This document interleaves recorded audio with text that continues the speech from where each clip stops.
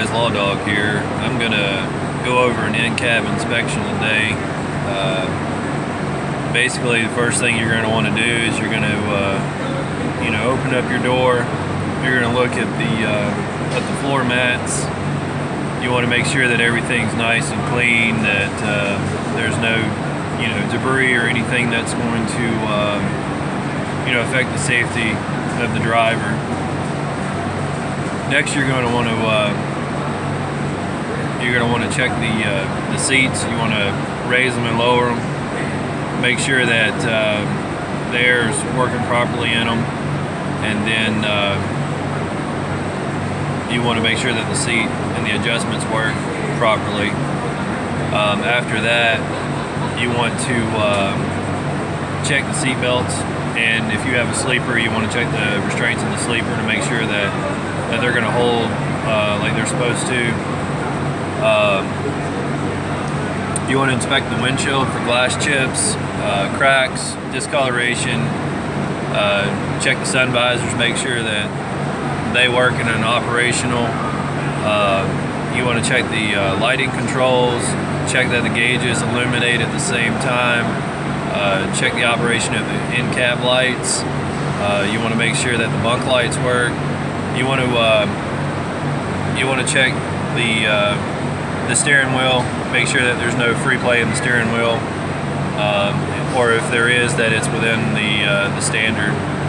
You also want to check the clutch. You want to depress the clutch, check the operation of the gear shift. You want to shift through all the gears, make sure that there's no obstructions, no binding, any looseness, or any other condition that might seem abnormal that may prevent operation.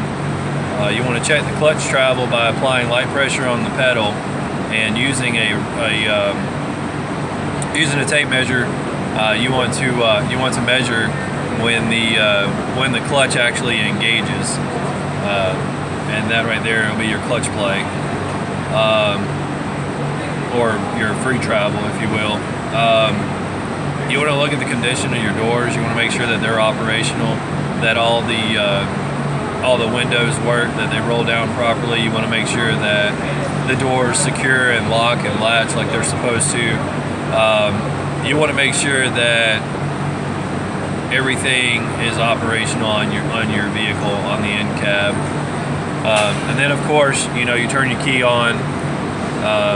You expect the ignition, make sure that the key turns over like it's supposed to properly. You want to make sure that nothing feels off. You want to hear that the buzzards are activating for the low air pressure warning system.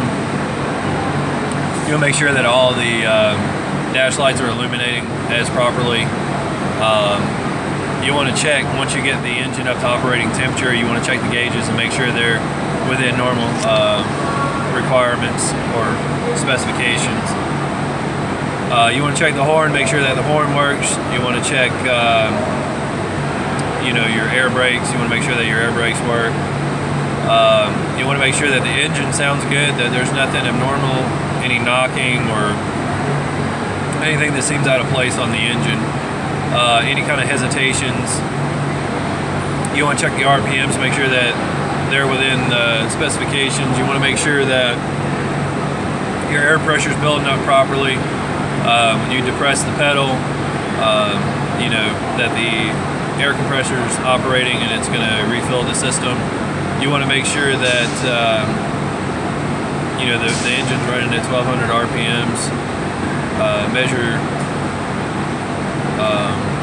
make sure that the oil pressure and everything's good. You want to check the heater, the AC. You want to make sure that all these things are working properly. Ensure that everything's operating smoothly. There's nothing binding. You want to check the service brakes. You want to make sure that the service brakes are working. You want to check the emergency brakes or the trailer brakes, make sure that they're engaged and working properly. Finally, you want to make sure that all your emergency equipment is available, and that these devices are working properly. Thank you for watching my in-cab inspection video.